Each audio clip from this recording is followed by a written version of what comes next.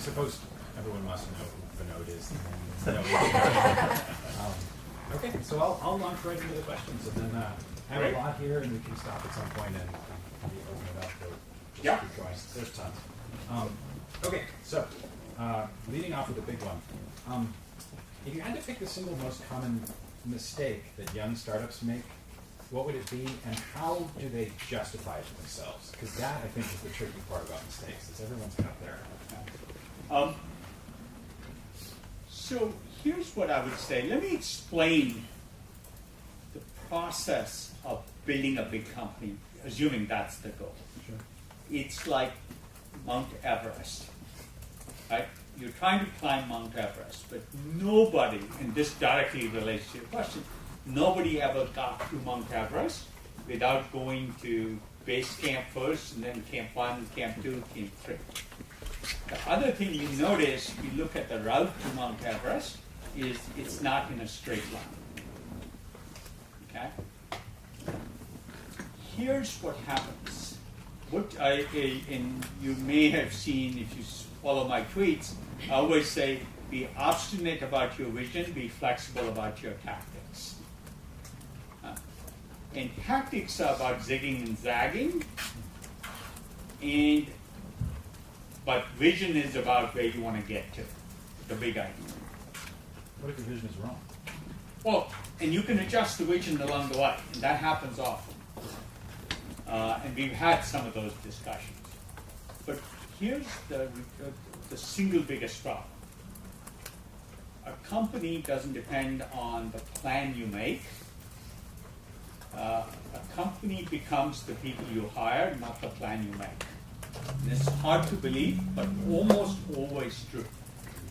And so I do think the first 10 or 15 people you hire, so it dramatically changes the probability of what you become in the end.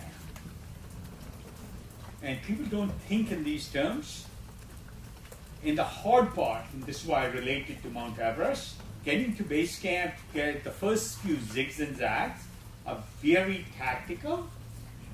And you might say, let me just hire a coder, or let me just hire somebody who can call customers and do sales. But once you have enough of those people, you may not have the team to go after the vision. So this split personality between worrying about the vision and worrying about the day-to-day tactics, and hiring for both is the single largest mistake I've seen made. Kanu and I were just talking about a company, and this company that started about 6 months ago has hired like 5 or 6 people. And I said, the first 5 people they've hired are so low-level technical just to get the task done. I actually don't think they'll be able to hire the people they need for the bigger vision. Because when you're outside, you look at who you're joining. And if that isn't exciting, so there's huge, it's funny because we were just discussing this. It's really the hardest decision to make, how tactical to be, how strategic to be. And I always say in hiring, be strategic with people who can be tactical, because yes, you can do a lot more, but if you can just code for me or do customer support for a while, that's fine. Right? And they also tend to be the right personalities, people who actually know they can do a lot more, know the vision, buy into the vision, but are willing to do everything. Yeah. So all of you probably recognize that characteristic, but the implications of the wrong tactical only people is felt 2 years later, 3 years later. One, because you can't hire the people you need with large vision, and because you can't scale. So a simple question, everybody knows what to hire in a VP of engineering. Sure. Or you hire a VP of marketing, what do you do? The question I always ask is this VP of engineering you're hiring, will he or she make your VP of marketing better? And nobody asked that question. It's the single most important question I ask. Like, what kind of questions would you ask the marketing person? Because the VP of engineering may not know what makes a great marketing person, probably doesn't, but knows the right kinds of questions. It'll tell you a lot about the VP of engineering operating outside their domain, and also how they might add to this evolution of strategy of the company, which is what we are referring to. So that leads really nicely into my next question, which is, I know Gabor and I, both being technical founders, have certainly struggled with trying to build up a quality enterprise sales team. As an example, salespeople are notoriously hard to interview because they're really good at selling themselves in addition to other stuff. And it seems like the standard wisdom is just hire a lot of them and then fire a lot of them and see if you arrive at a good team. But that seems kind of dangerous. Do you have some advice about how to navigate that? Yeah, so on our website is a document called, Christina, do you remember what's called The Art of Hiring? I think that's it. I think that's the name. There's two documents I'd suggest companies at this stage absolutely look at. One is called The Art of Hiring, and the other one is called Engineering the Gene Pool of the Company. And unlike usual BS about hire great people, which anybody can tell you, Sure. but it's not actionable, because I don't know if anybody who says they try and hire not great people. Right. Our strategy is to go after the worst and the cheapest. But it is specifically about thinking about what are your risks and how you engineer the gene pool of who you're hiring to go after your risks. Okay? So those two documents are worth looking at. Then I would say hiring each functional person is very different. Actually, sales, for example, is much easier to hire and fire than, say, marketing. Okay? And here's the reason why. Sales is a very tactical person, and the best sales guys don't want high salary, they want high commission. Okay? And if they don't meet their quota, you don't pay them. And if they do meet their quota, you're happy to pay them a lot. In the early days of Sun, all the sales guys always made more money than anybody else in the company because they were animals. And you just want sort of a very, right? It was like, and if they didn't, they left because they had very low bases, right? They'd do much better at IBM because they had a high base and low commission. And DEC, Digital Equipment Corporation, had very high bases and low commissions. We just made it very low commissions, high base, very low base and high commission. And the best guys had so much confidence in themselves, they just self-selected. So was it really that easy? I mean, you just change the comp, and then suddenly you have a team full of Comp in sales drives. Okay. Now, why marketing is different is you can't do that. You need much more cerebral people who think more deeply about the short term and the long term, That makes sense. and that's much harder. Why marketing is even harder than just any other function, which is less obtuse. If you called somebody at Google and said, hey, you're a VP of marketing for YouTube or something, help me recruit this person. They don't have a clue how to hire a marketing person for a startup. Here's why. What marketing people do mostly is what I call maintenance marketing. You're selling widgets, right?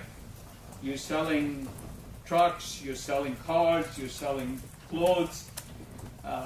What marketing people do is incremental, everything's sort of defined, and the marketing people are essentially doing maintenance marketing. Ad campaign here, a press release there. What startups have to do is figure out from scratch what's a new way to sell, what's a new positioning for it's like start from ground zero. So startup marketing people are the exact opposites of slightly bigger company, established product marketing people, because they have to be almost experimentalists in every sense of the word, in clever and out-of-the-box thinkers, right? Those are not the characteristics in bigger companies where people have done marketing for an established product line. It's so different than marketing for a startup, where you're trying to find leverage, you're trying to find a new product market fit. In fact, that evolutionary product design, like, oh, we were doing this, but hey, this thing looks interesting, let's just try that. Right. That's where products evolve in startups, and good marketing people are that agile. They don't have long-term marketing plans, they don't have PR agencies. Like any startup that wants to hire an agency, it's generally a bad sign. Christina knows I hate startups hiring agencies because it means they don't understand their product. Sure, that makes sense. And anyway. So this wasn't on my list of questions, but it's a natural follow-up. If not agencies, where do you find these mythical people? Because they're not at Google and they're not at agencies. You know, so they're usually in other startups. Okay, that makes sense. But sometimes you'll find there's engineers in your own organizations who are just asking great questions. I find really good startup marketing people are just people who think from first principles, as opposed to people who think from tradition. Like this is how press releases are done, this is how ad campaigns are done. Good people, good marketing people are first principles thinkers, and generally one of the other mistakes is to say, hey, we are selling retail, let's find somebody from retail. Right? Yeah.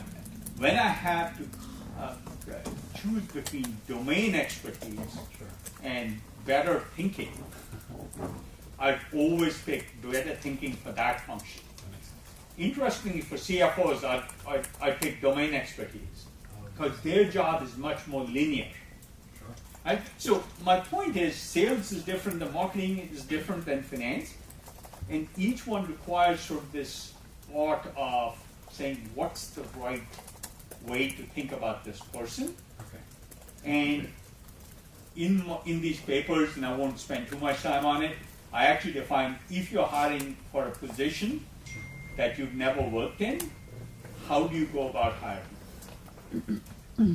That I should read those. Yes, you should read them. They're on our website for a reason. Meant to be a resource to all entrepreneurs, whether in our portfolio or not. Okay, so switching gears a little bit. Oh, by the way, a related paper I should point, because all of you are at this stage, is a paper on rifle analysis. Like, as a startup, you don't want to pick the biggest market. You want to pick the easiest market to get initial traction in, where you maximize learning on way to getting. And so there's another document that one of my partners, David Biden, did on rifle analysis. How do you pick the segment you're going after? I think that one I have read, and it is good, so I can recommend that. Okay, so just one out of the blue that I wanted to ask you, because it's not what I have heard from other leaders in the Valley, and I thought it was an interesting opinion. What do you think about software patents? There's very different views. I'm a big fan. Okay. Now, patents for the sake of patents, software or hardware, actually don't matter unless they become blocking. Okay. FTO, or freedom to operate, is mostly how patent attorneys look at stuff, and I think that's largely irrelevant. Okay. What's really relevant is if you can block something.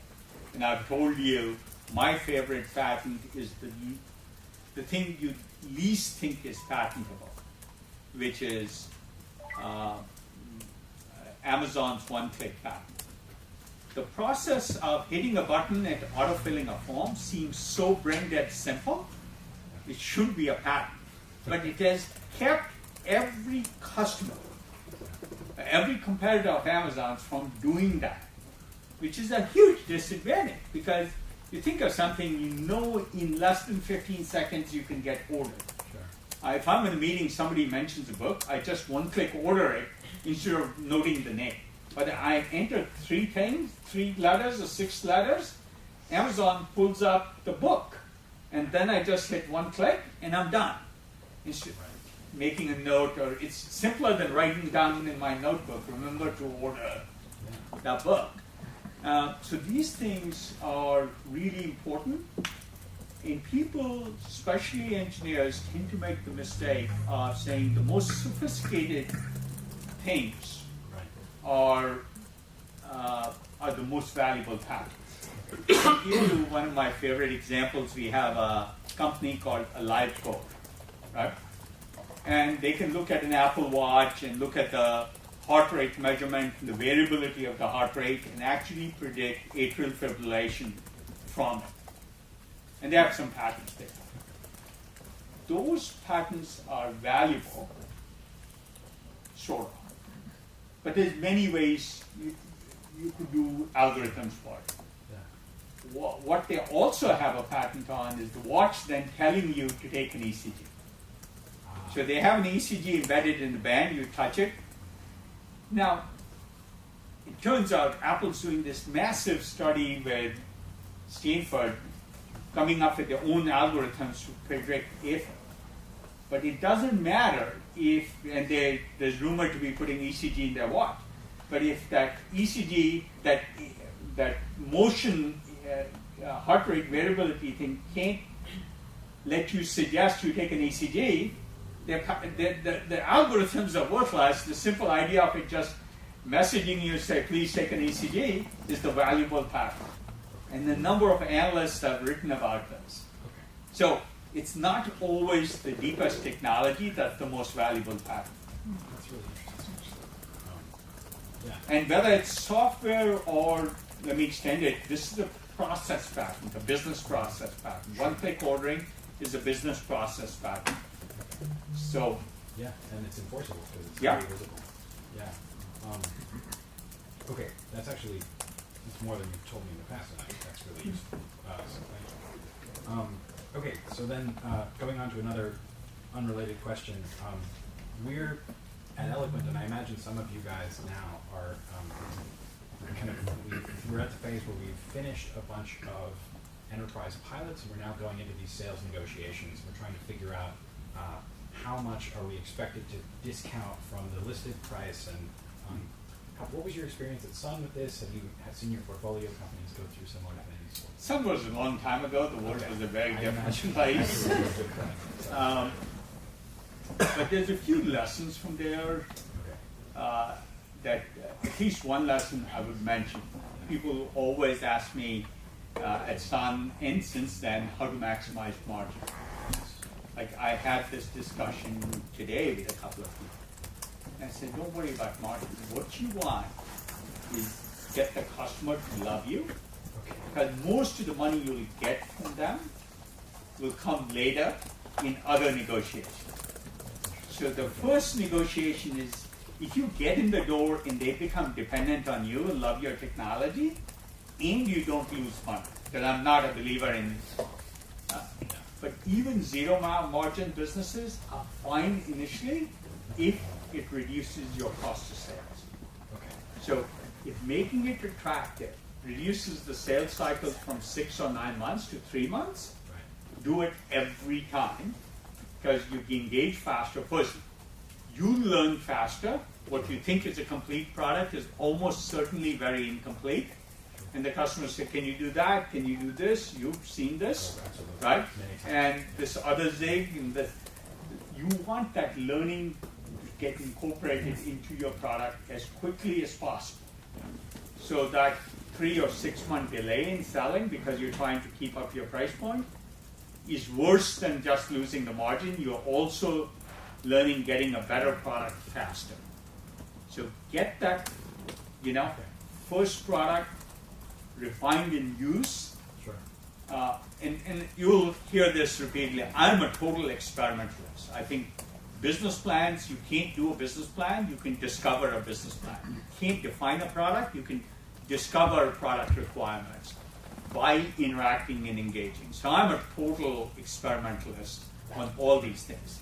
And I never, people have a tendency, especially when they don't know an area, and entrepreneurs generally don't know the areas they're going after, to rely on experts. My son, who's 25, you know him, has 2 startups.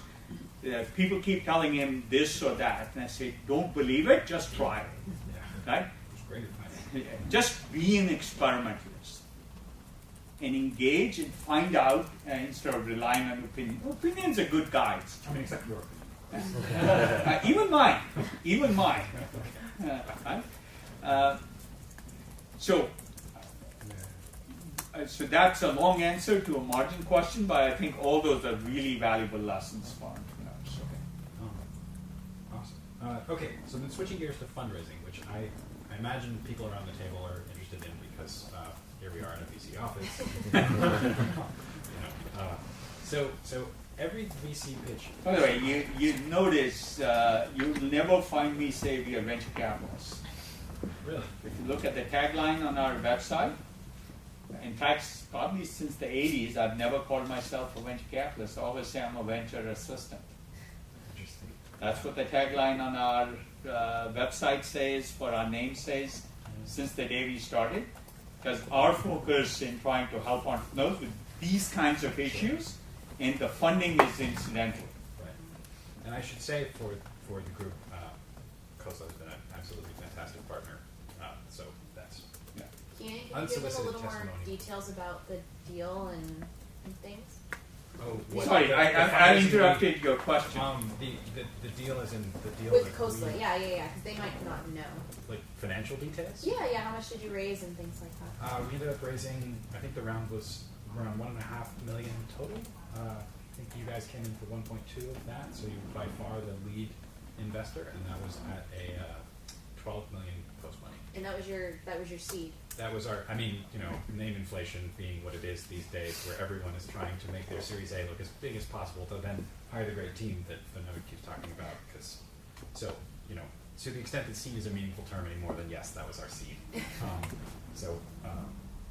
Yeah, but okay. So I have a quick question, which is that I have watched a lot of my peers' pitches, and all the pitches seem to there's like a prisoner's dilemma going on, where they all get exaggerated to the point of being kind of near uniform, and then VCs discount them all again, and there's no signal happening. Where everyone says we have an amazing team and a huge market and this enormous promise of traction. How do you kind of what concrete things do you do to try to get signal out of that noise? Or what can they say to get signal out of the noise? So, especially at the seed stage, there's a lot that's not knowable, as I was saying earlier. What's most important to us is not the plan, but the quality of the thinking behind the plan. Okay? And judging. Yeah, that's the timing graciously. Yeah. Because you can tell the quality of thinking, how people approach a problem. When we ask for an answer, it may not be, we're not looking for an answer, we're looking at how somebody thinks about the question. At least that's what I do. And if somebody's trying to, you can have a big number, and if you go to YC Day, if you're talking about hair salons, it's tens of billions of dollars. If you're talking about shoelaces, they all come up with exactly the same numbers. Right? So those numbers aren't really the issue. And one of the things you realize if you've been in the venture business long enough, very few companies end up executing on their plans. The plans 3 years later look very different. So, key characteristic, you're looking at how people think. How do they respond to things they don't know? Will they pretend they know, or will they actually, much better to admit what you don't know than. Because it means you're going to go find out. Yeah. And how fast do they learn? So even sometimes we talk to companies for a long time. It can be 2 months. we'll see what their learning is in those 2 months. So when we talk to YC partners or Alchemist partners about, like, over the 2 months or 3 months, how much has somebody changed? Like, that's maybe at the seed stage the most important question I look for, because it tells me how fast they'll keep learning the next 2 years or 3 years, which is not what you'd expect. No, I mean that's really interesting, actually. Yeah, Because rate of learning, it's again a little bit like what I was saying earlier. In marketing, where there's uncertainty, I go to market in marketing. I'd rather have an athlete than somebody who knows the domain. Right? I actually, yeah, that's perfect. Somebody may not be a great wide receiver. Sure. For those of you who are football fans, but they had great 0 to 40 times. They learn to be a wide receiver and take them 6 months longer. Yeah. But over the course of 5 years of a startup you're investing in, they'll be far ahead of somebody who's a better wide receiver but not a great athlete. Yeah. And that, by the way, is also a hint about who you should try to hire in any function. Just to add a note to this, that Vinod is in fact telling the truth. I remember when I first came in and had my first meeting with you, I had this beautiful deck all prepared. I was all excited to walk through it with you.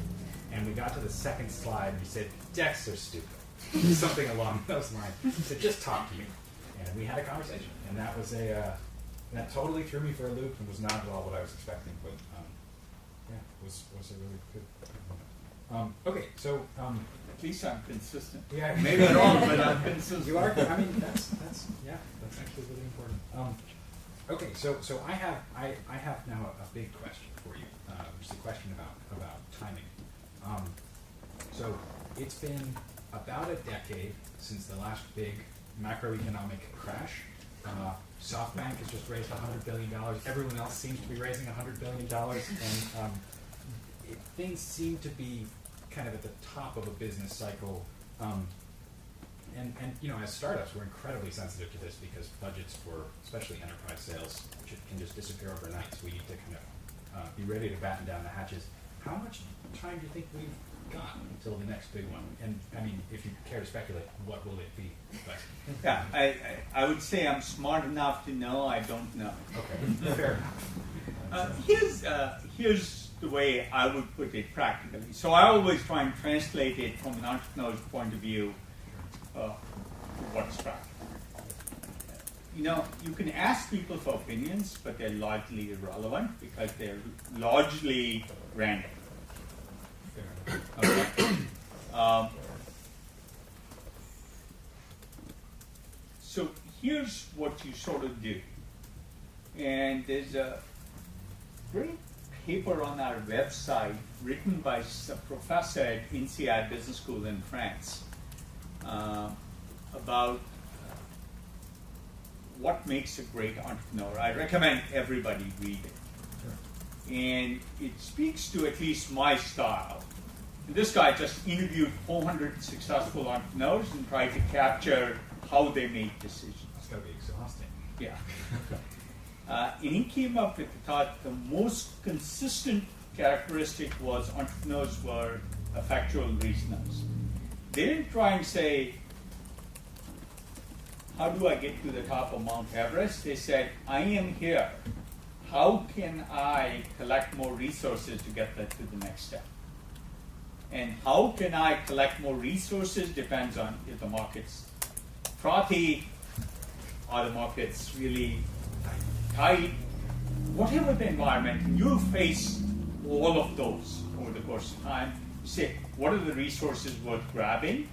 And think not in terms of trying to predict the market, because you can't, Fair enough. but in how you manage risk. The best way to manage risk is manage burn, Yeah.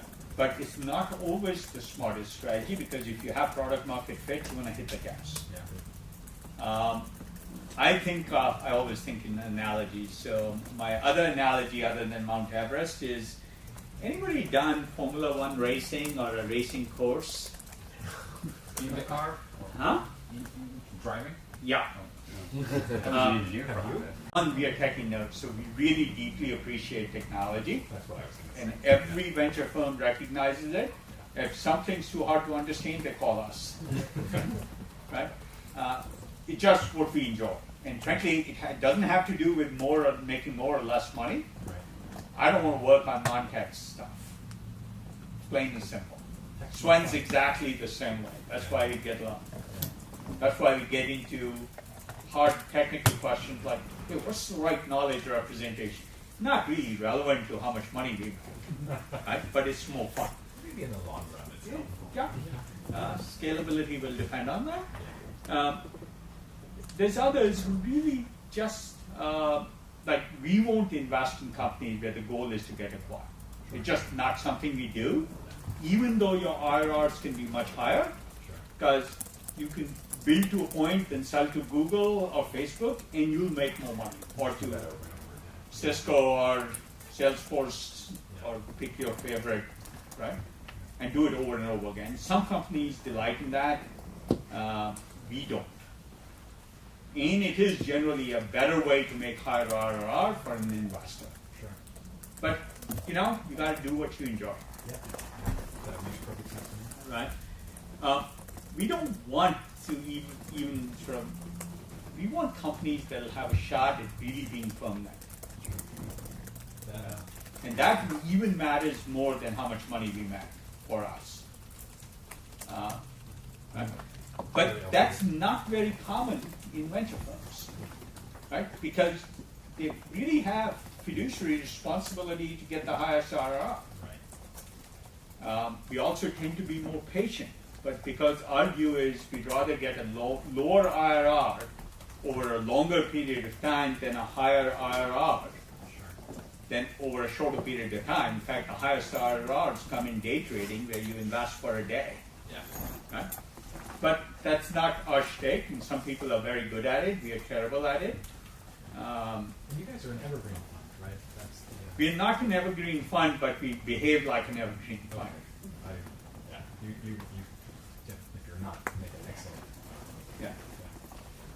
Okay. So there are lots of different investors, and I would say your job is first to get funding, because without funding you don't survive. But beyond funding, if you have options, pick somebody who's compatible with your own personal goals. And none of these goals I defined are right or wrong. They just match the investor to your personality. Makes things a And it's lot perfectly okay to say, I want the most money. You know, plenty of people say to me, hey, I just want the first $10 million in my bank account, so I'll build this to a point and get a sale to Google, and I'm happy. And that's fine. It's just not compatible with us. But it's a perfectly laudable goal to say you want to put, and some people say, well, I want to do this first time around and put $10 million in my bank account, then I can take a long-term risk. And that's fine too. So it's not like any of these are right or wrong, but be clear that these things exist. Okay, so then switching gears back to hiring, because I think that's a big thing that a lot of, I mean, I remember when I was sitting around the table here, I was really struggling with this in the beginning. We have noticed when going out and trying to execute that strategy of hire really great people, because if you don't, you're dead in a year when you can't. We've noticed there's a really strong network effect, especially with kind of An incredible network effect that's seldom recognized. right. So our experience with this was. So I'll give you an example. I was talking to Kanu, I said, this particular company, the first 4 people they hired, and we were talking about a really great person. I said, I'm not going to send him to them because I'll look dumb in front of him because I sent him to these tactical people. Sure. You know, you wouldn't want to be interviewed by those people, right? So with that strong network effect, how do you bootstrap it? Because I think that's really the key here. Well, so your initial hiring is way more important than you think because of its multiplicative effect, right? And so it's worth taking a little longer to hire those people. You may pay them more in equity than might be fair. I have this conversation with my son all the time. Individual engineers, you're sort of giving them 3-4% of the company. when everybody's telling him, hey, just give him one. But they're magnets. Sure. Right? At Sun, when we hired Andy Bechtolsheim and Bill Joy, they were magnets for all sorts of people. Excuse me just a second. Absolutely. I'm running a little late. Just, are you here? Okay, I'll have Christina open again. Is Christina still here? She just. Could you just open the gate downstairs? I have a flight out, so Oh, absolutely. How are we doing on time? probably in the it's- garage. Yeah. I mean, it's up to him. Yeah, I need to run soon, but Okay. Let me see if I have any on here that I really want to get to. Others we can. Can I throw it up? Oh, sure. Yeah. Absolutely. Hi, I'm Nigel Beck. Company's Win Labs. We automate workforce management for hourly workers. My question back on hiring and team. What's your feeling about remote teams and distributed teams? Both in terms of culture and just desirability to invest in. so remote teams are hard to manage, but I don't sort of not invest because people have distributed teams or remote teams. You have to be doubly committed to keep a uniform culture. What makes it really hard is if the remote team is all junior people. Right? So if their leaders in the remote team don't have credibility in the main team, then you're going to have very hard time making it work, or keep the best people in the remote team because they won't be motivated because they don't feel part of it. Yeah, sorry. Hi, I'm Nick from Burness. We're building a co-working 2.0. My question is about rationality. What are some of the rational behaviors of investors besides fear of missing out? Well, so investors really aren't rational. And when you say fear of missing out, that's an emotion, not rational. Right? And I always say, keep in mind, investors only have two emotions, fear and greed. Right? And you nail it. So it is confidence in the team that matters more than anything else in getting your money. So like a very important question I'll ask is, who are the next three people or the three most important people you're hiring in the next year? It's not who they're hiring, it's how they're thinking about what they need and what that will mean for year 2, 3, and 4 in terms of the teams they're sending. Is, for me, a way more important question than your financial forecast. Right? But you can now see, because of this session, why. Right? But you have to keep in mind, most investors are emotional. When they're taking longer and longer and asking you more due diligence questions, the due diligence doesn't matter, they're just fearful. Right? And so you gotta say, how do I get the confidence up? It's not just answering their questions, which you'll have to do. But yes. I'm Lalo from Fusion Memory. Question: typically, how long do you think it takes for most people before they say they feel like whether they know whether they're in or out? You know, there really isn't an answer for that. It's sort of the dynamic you create. First, for really great teams, you really decide within hours whether you're going to invest or not. It just, the due diligence is largely irrelevant. If it's really uncertain areas, we often say, is a startup diligenceable or not? There are many things. Like if Twitter was starting up today, how do you diligence it? How do you know what the market? You just say, what confidence do I have in this person? And how rich is this opportunity space? Those are the only questions you can answer, and you're not going to research the answers. You're going to use your best judgment at it. Others actually take serious diligence. At the seed stage, most things don't take a lot of diligence, so it's mostly the team for most good investors. The people who are not that great as investors actually think they can diligence and don't know what's diligenceable and what's not. Because on your side, when you're doing your spreadsheets, you know you're making shit up.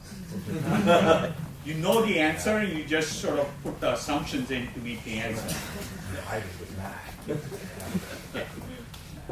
Well, great thing about spreadsheets is you can hide all your assumptions. Yes. It's really deep. Really deep. Totally gone. Yeah. So I know you gotta go soon. My question is actually with regards to solo founders. Like, what would make you, or what do you think about solo founders versus a co-founder team? Solo founders, I actually don't have a view one way or another, but this is probably a good place to end. There you go. If I am a founder, then what I would say is what matters is not what percentage you own, but the probability of success. If your expected value is ownership percentage times probability of success, the far bigger variable that gets far less attention is the probability of success. So I always say, if you look at the risks in your business, and if adding more talent can increase the probability of success, then don't worry about the ownership percentage. And I'll give you a very real example. When my son did his startup, I had him keep a 60% pool. Nobody had heard about it. But then he called the VP of engineering of Quora and said, "Do you want to be my co-founder?" Huh? And he said, "Yeah." Now, to give you a sense, he was a fresh graduate out of Stanford.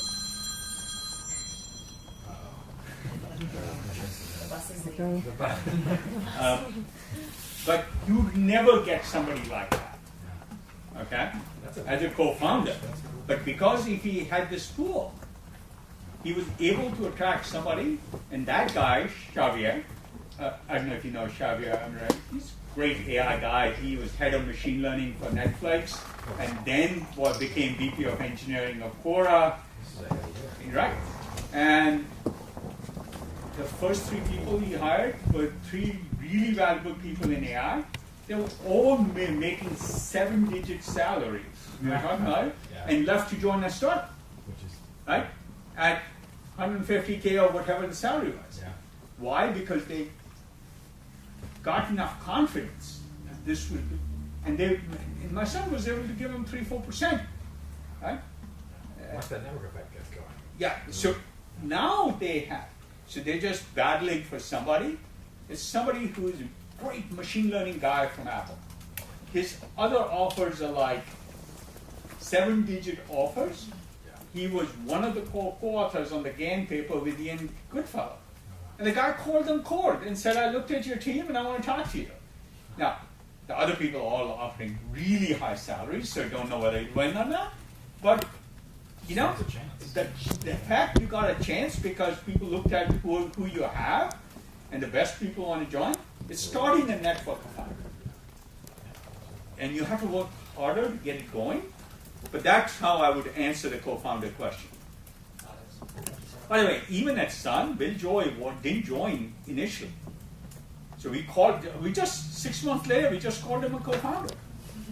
Hey, you're going to be an attractive enough magnet, let's just call you co-founder. It doesn't matter. This is a really important note about Vinod. He is a grandmaster recruiter, and the history with Sun is all you need to verify that. But well, you think about it, and this Sun very proud of. Sun was very successful, but of the first 15 or 20 people that we hired, Eric Schmidt was in the first 15. He became CEO of Google. Carol Botch was in the first 15. She became CEO of Yahoo. At least a dozen companies worth more than $1 billion were started by the first 15 people at Sun. Because frankly, when I was 25, I was 25 when we started, I only wanted to hire really smart people who shouldn't normally want to work with me. Right? That's the way to do it. But it paid off. All right. Anyway, thanks everybody. I apologize.